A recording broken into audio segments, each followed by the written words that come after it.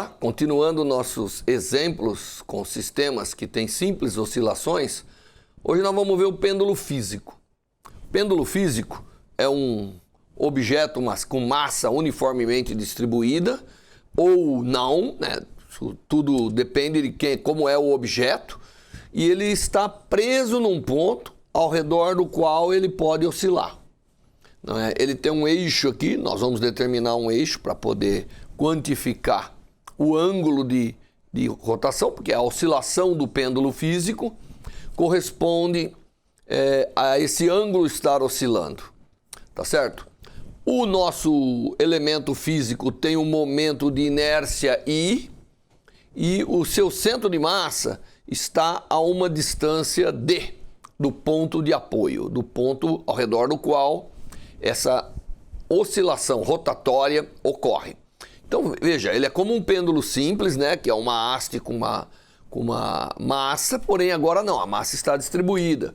E aí nós aprendemos, quando vimos lá os corpos rígidos, como é a equação de movimento, né? Porque à medida que esse corpo oscila, agora ele não vai ter uma aceleração de deslocamento de uma coordenada linear, ele vai ter de uma coordenada angular. Portanto, ele vai ter uma aceleração angular. E essa aceleração angular é a segunda derivada desse ângulo com relação ao tempo. Tá certo? Ele tendo um momento de inércia, então o momento de inércia, obviamente tem que ser um momento de inércia ao redor do ponto de rotação. Tá certo? Então esse aqui é o momento de inércia ao redor do ponto fixo aqui. Então o momento de inércia, que lembre-se lá, vamos recordar aqui lá no corpo rígido, ele faz o papel de massa, né? E agora aceleração angular, ao invés da aceleração linear. Isso tem que ser igual ao torque que existe sobre esse objeto, tá certo? O torque que existe sobre esse objeto é essencialmente dado pelo peso, né? Porque ele também tem uma massa no centro de massa. Tanto é que se você colocar, você vai ver que D é fundamental aqui. Então depende muito, a ação aqui no centro de massa vai depender também dessa distância, como nós veremos. Bom, quem que é o torque sobre o objeto? Bom, o torque é dado pelo peso, ele é contrário ao crescimento do ângulo, né? Quando o ângulo cresce, o torque aqui do peso vai tentar trazer ele de volta para a posição de equilíbrio, que é esse eixo vertical. Se eu tivesse pendurado o corpo no centro de massa, seria, como você vai ver, seria impossível ele oscilar. Na verdade, aí ele só vai rodar, tá certo? Quando é dado um torque sobre ele, porque a gravidade é completamente compensada e não haverá torque. Então não pode ver aceleração. Dado uma rotação, ele continua nessa rotação. Muito bem, então veja, nós temos o momento de inércia, a aceleração angular, e isso tem que ser igual ao torque. Essa é a equação de Newton para a rotação, tá certo? Agora, quem que é o torque? O torque, obviamente, vai ser, isso aqui é φ, né? Nós chamamos aqui de φ. Então, essa distância aqui, ó, essa distância do eixo, do ponto de equilíbrio até aqui, até o centro, que é d seno. Então, quem que é o torque agora?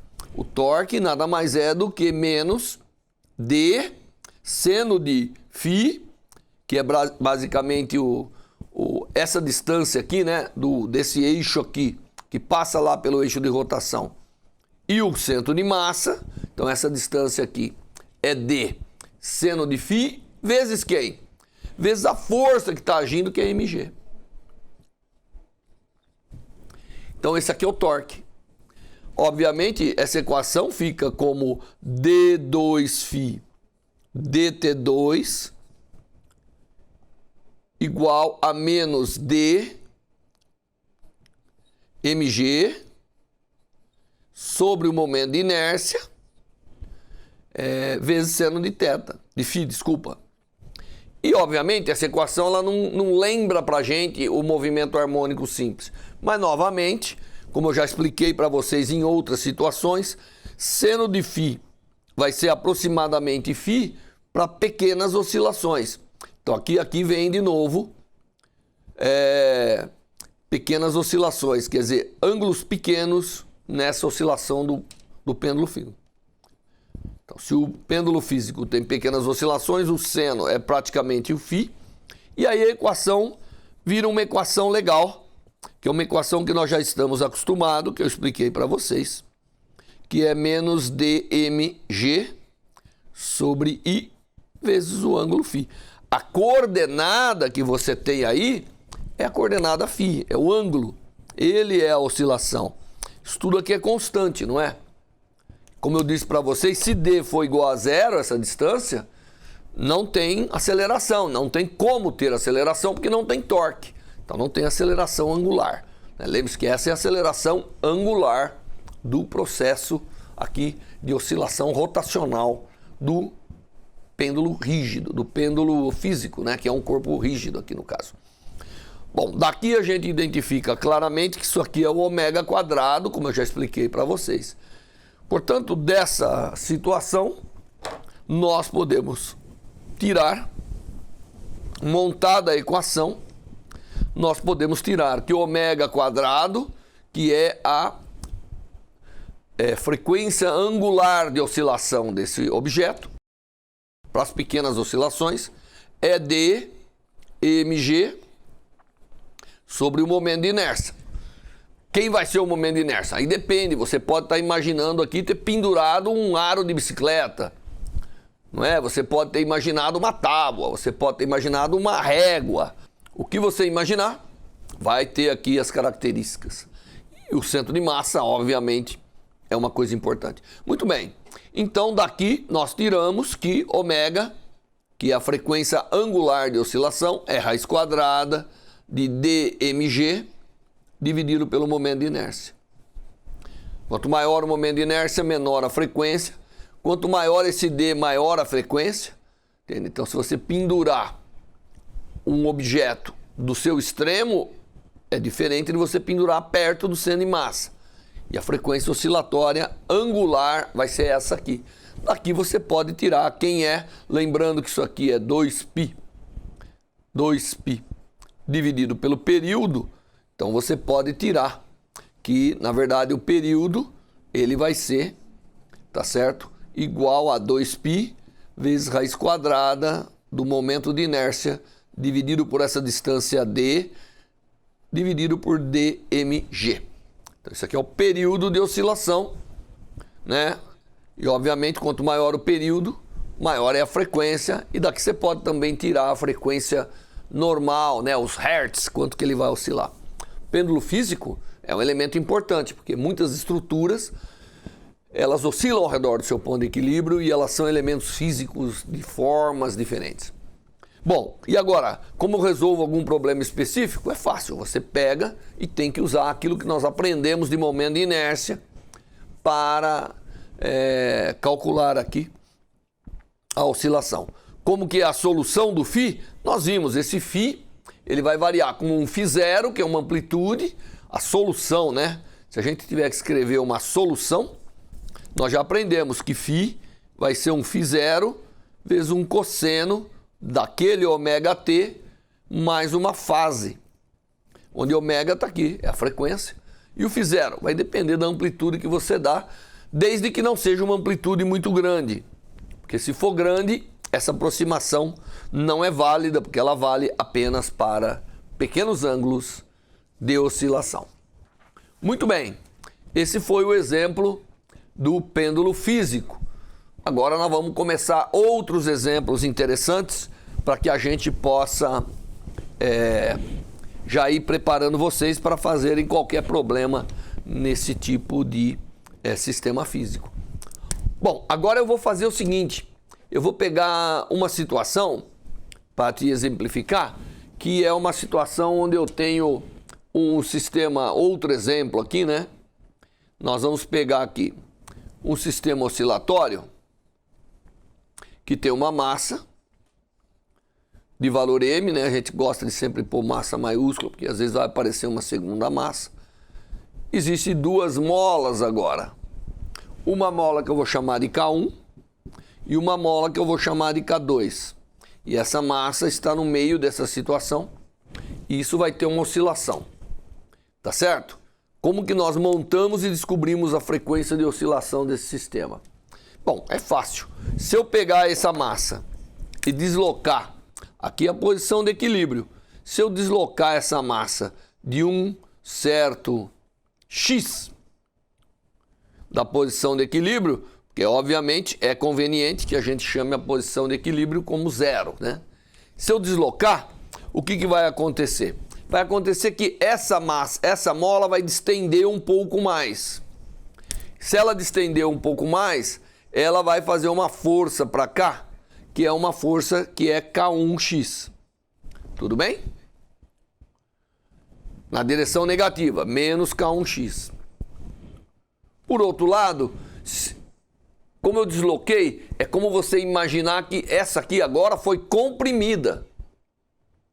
Ah, mas ela já estava distendida, então ela distendeu menos. Distendeu menos uma mola é como equivalente, né? Pode pensar e refletir um minuto, a uma compressão. Então ela vai fazer também uma força para cá, que essa força é menos K2x. Então a força total sobre essa massa será a soma dessas duas forças. Portanto, a massa vezes D2x, dt2, que é a aceleração, agora é igual a menos K1 mais K2x, que é a soma das duas forças. Ou seja, D2x dt2 é igual a menos K1 mais K2 dividido pela massa x. Portanto, aqui é como se fosse um K equivalente. Normalmente nós chamamos isso aqui de um K equivalente, mas não é necessário. A gente resolveu toda a equação e descobriu que agora o elemento de proporcionalidade, que é o ômega ao quadrado, é K1 mais K2 dividido por M. Portanto, a frequência de oscilação é igual à raiz quadrada de K1 mais K2 dividido por M. Então, associar as molas dessa forma é como somar, é como se elas estivessem associadas em soma. A gente fala que ela é como se fosse uma associação em série, mas na verdade os elementos elásticos nessa configuração se somam por essa razão que eu expliquei aqui para vocês. Tá certo? Então, esse é um exemplo interessante onde você pode tirar a frequência de oscilação de uma maneira simples e bastante eficiente. Muito bem, mas vamos pegar mais um exemplo. Então agora nós vamos mudar um pouco a coisa aqui e nós vamos fazer o seguinte. Nós já aprendemos esse exemplo. Agora nós vamos pegar duas molas e vamos associar essas molas e botar a massa.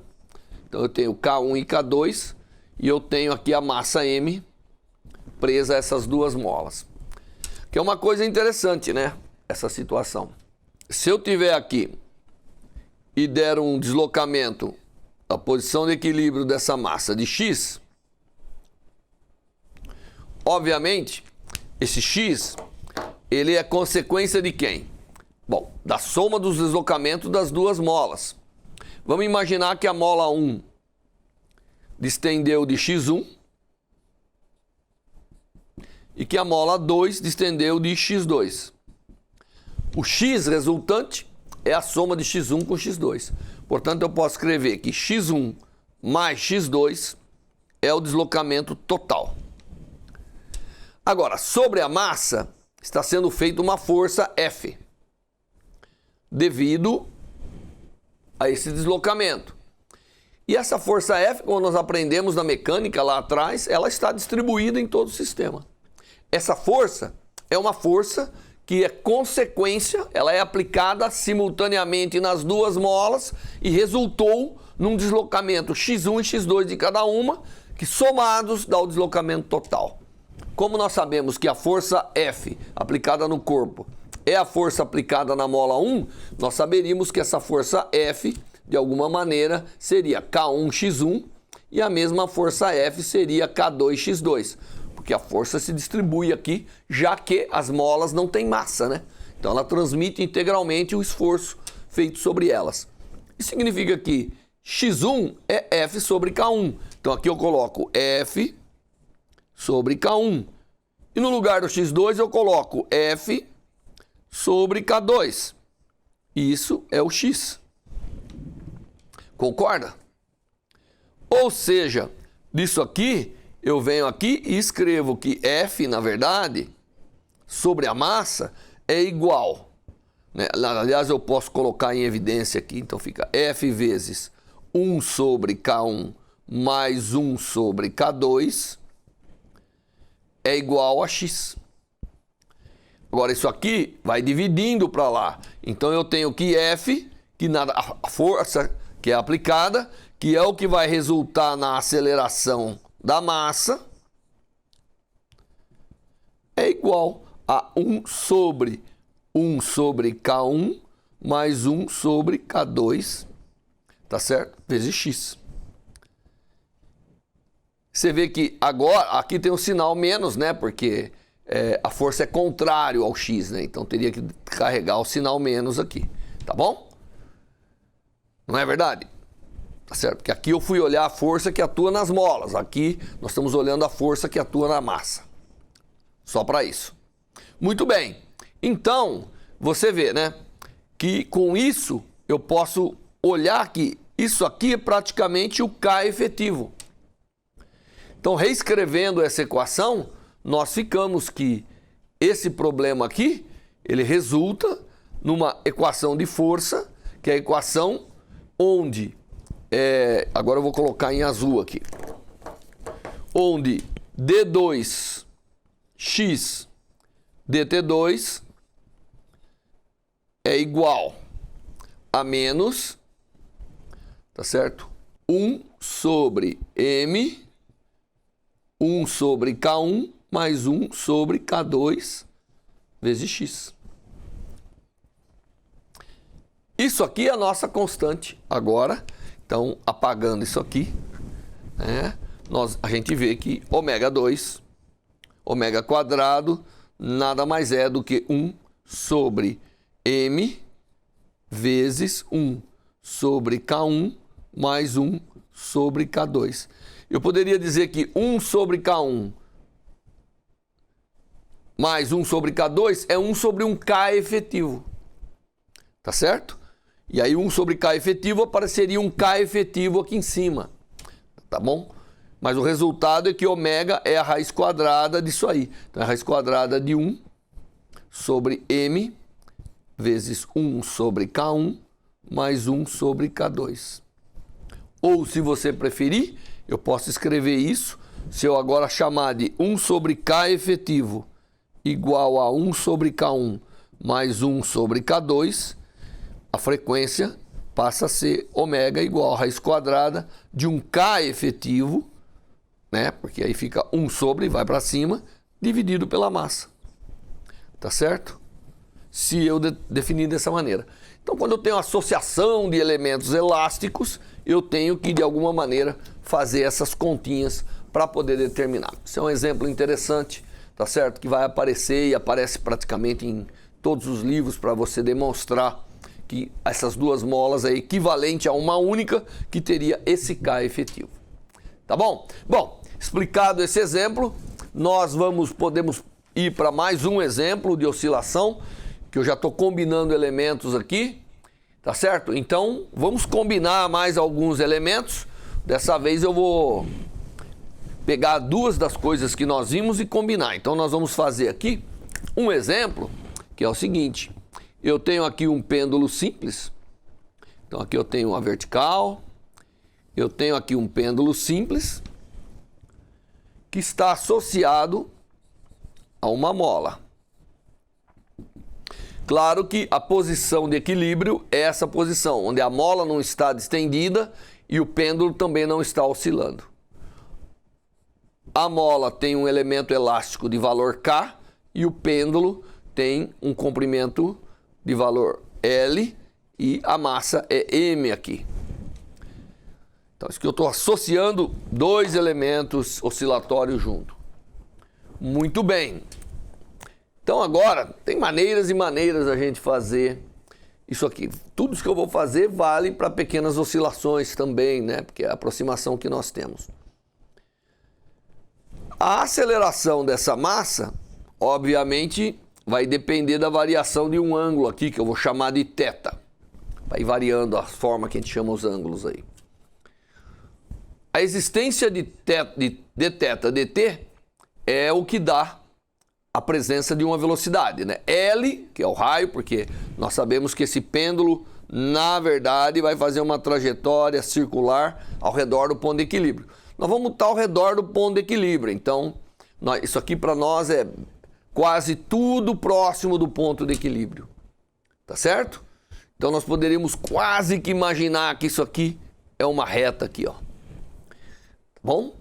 Mas a aceleração dessa massa, ela nada mais é do que L vezes d2θ dt2, que é a aceleração angular.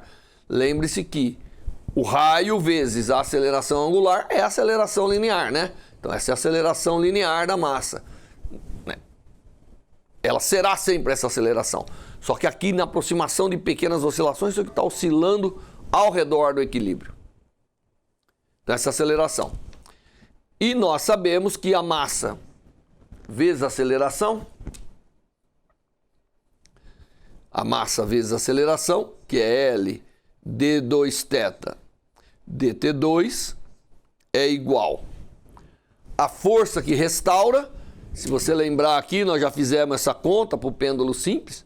Aqui tem um mg seno de θ, então tem um menos mg seno de θ, como sendo a parte do peso que está restaurando o equilíbrio. E agora eu tenho também um Lθ, que é o quanto a mola distendeu, tá certo? Definição, né? O ângulo vezes o L é praticamente o deslocamento, é o arco, vezes K. Então tudo isso eu tenho no meu sistema. Tá certo? Muito bem. Portanto, d2θ dt2 é igual a menos, agora eu vou dividir tudo por ml, é menos G sobre L. E no lugar do seno de θ vai ser aproximadamente θ, porque é pequenas oscilações novamente. Então, menos GL vezes θ menos K sobre M vezes θ de novo. Isso aqui é aproximado, porque eu fiz uma aproximação que o seno é aproximadamente o ângulo para essa situação. Ou seja, d2θ dt2 é igual a menos G sobre L mais K sobre M vezes θ. Então chegamos à nossa famosa equação, que nós estamos com uma das coordenadas aqui angular, cuja aceleração é proporcional ao deslocamento. E a constante de proporcionalidade, que é o nosso ômega quadrado, que é a frequência angular ao quadrado, é G sobre L mais K sobre M. Fácil, né? Portanto, nós podemos tirar que o ômega dessa situação é a raiz quadrada de G sobre L mais K sobre M. Obviamente, se você zerar qualquer um, imagine que eu falo, não tem aceleração da gravidade. Então, obviamente, não tem aceleração da gravidade, é um sistema massa-mola, só fica essa parte. Não, a mola zerou, fica um pêndulo simples. Muito bem, com esses exemplos, a gente conclui essa linha de exemplos de movimentos oscilatórios e vamos ver agora mais alguns detalhes aí de oscilações antes da gente entrar em ondas. Até a próxima aula.